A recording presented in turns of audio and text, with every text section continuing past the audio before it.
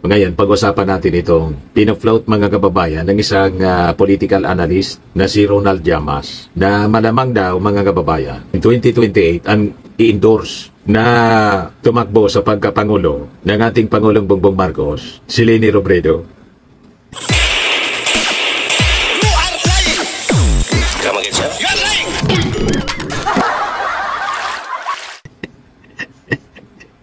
Ano tingin ninyo?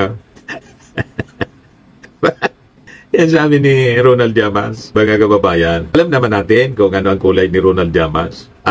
Dati siya political advisor ni dating Pangulong Benigno Aquino. So, alam na ninyo yung leanings. Pure-blooded dilawan, mga kababayan. Alam naman ninyo po, ito mga dilawan, gustong-gusto nilang makabalik. So, ginagamit nila ang pang-aaway ni Sara Duterte sa Marcos. Hindi ko siya tinatawag na away between Marcos and Duterte. Kasi yung ating Pangulo, hindi man po nangaaway. Ang ating Pangulo po, inaaway. Pero hindi nangaaway. Yung mga political analyst, yung mainstream media, ang tawag nila sa mga commentaries nila, away ng Marcos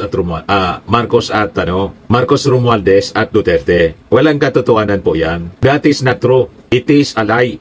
Pure lies, mga kababayan. Nang-aaway lang yung mga Duterte kasi kating-kati po na makabalik.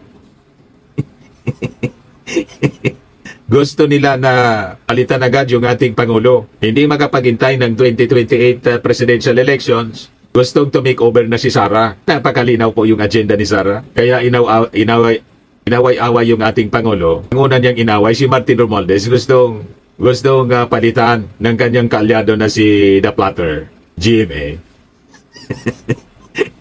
Di ba po, mga kababayan? Kaya galit na galit kasi hindi nagtagumpay. Nabukya yung kanilang mga plano. Yan ang rason kung bakit binansagan niya si Martin Romualdez na tambaloslos. O ngayon, sinasabi ni Ronald Llamas na there is a possibility na in 2028, ang endorse daw si Leni.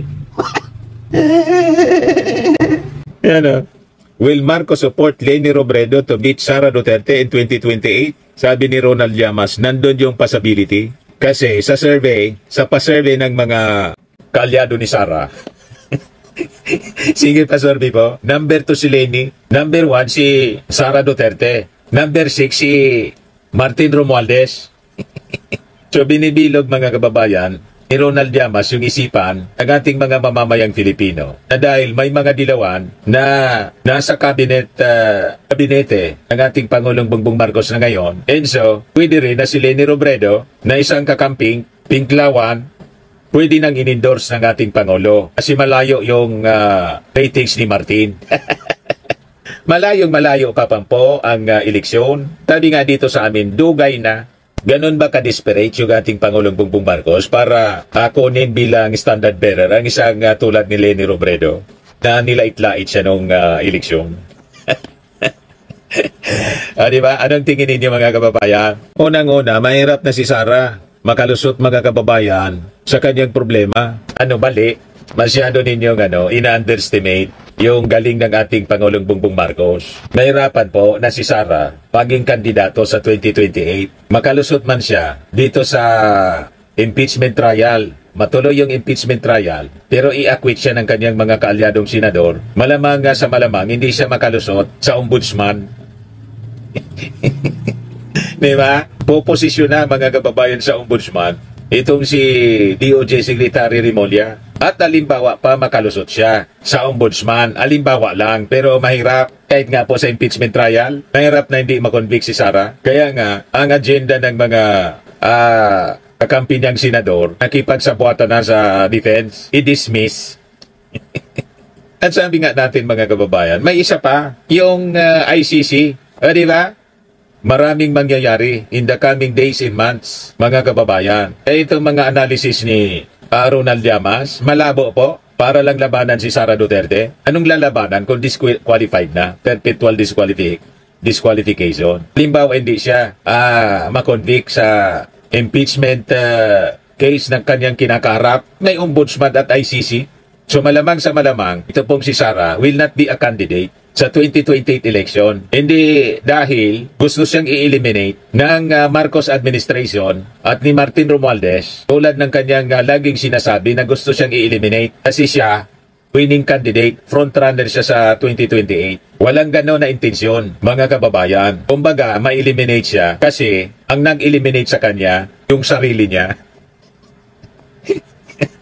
In-eliminate ni Sara yung sarili niya. Kasi nga po, siya man lang ang gumawa ng mga kasong yan. Hindi po ang Congress ang gumawa ng kaso, asunto laban sa kanya. Gumawa siya ng asunto, sinulat lang ng mga congressmen yung asunto. Pero ang may kagagawa ng asunto niya, siya.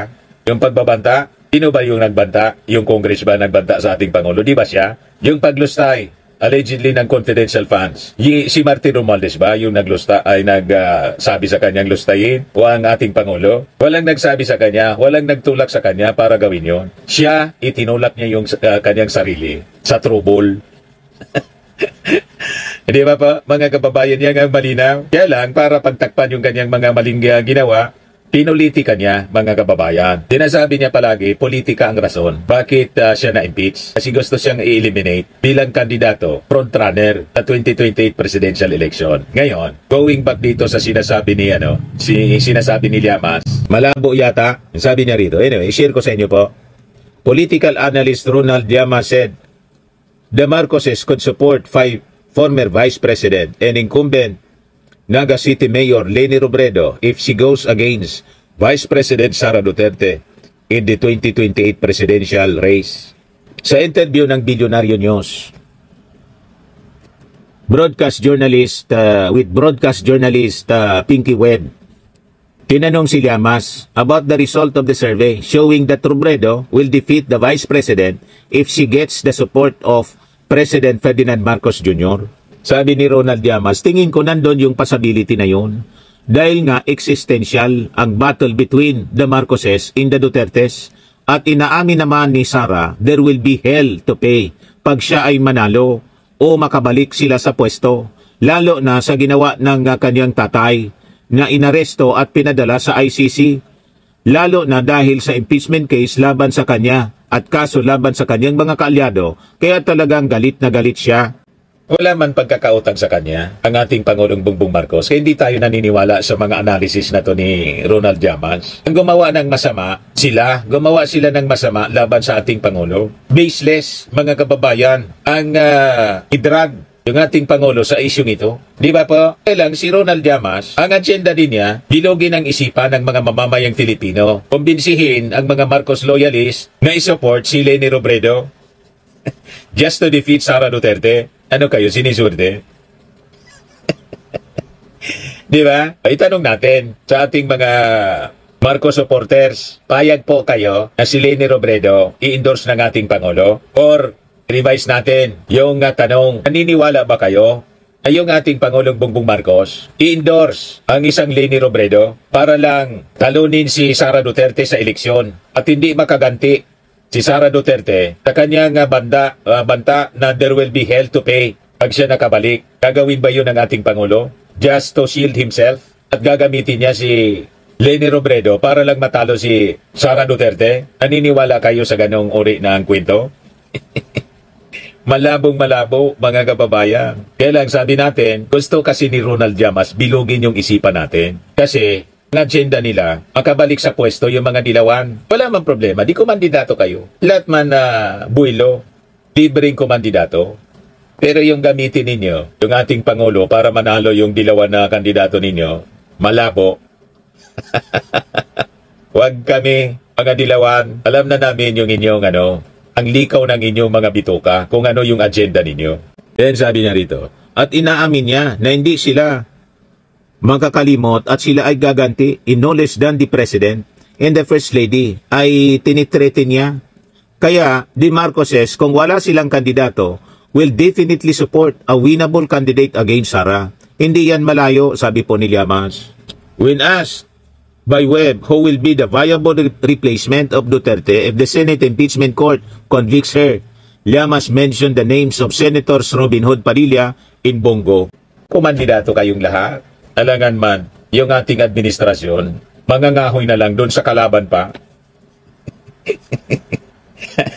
O, diba? Mangangahoy sa kalaban para lang i-shield yung kanyang sarili. Para nga mangyari niyan, kumuha ng martilyo yung ating Pangulo para ipukpok sa kanyang sariling ulo. Yung mga dilawan, mga rabid dilawan po, mga anti-Marcos yan, gumaganon-ganon lang sila ngayon kasi natalo sila sa eleksyon. At konti na lang na ma-decimate silang lahat. Pasalamat kayo, may mga nanalo si Bam at si Kiko kasi kinampanya namin. Di ba? Kinampanya namin. Unang-una yung iba kasing mga nasa alyansa ng ating Pangulo tulad ni Tolentino, Duterte.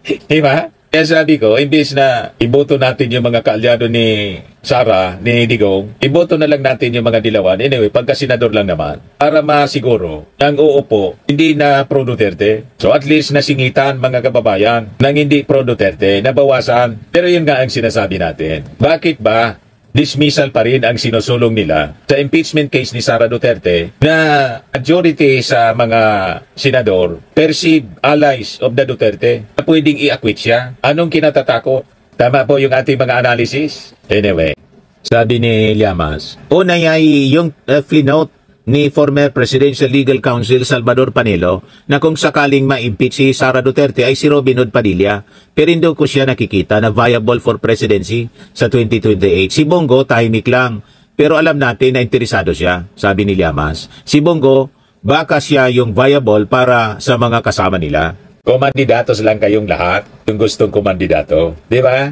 Pero hindi ninyo mabibilog ang ulo ng mga Marcos supporters. Alam namin kung sino yung iboboto, alam namin kung sino yung isushoot namin sa inidoro. Di paramihan na lang tayo. Ano naman ang eleksyon? Paramihan ang boto.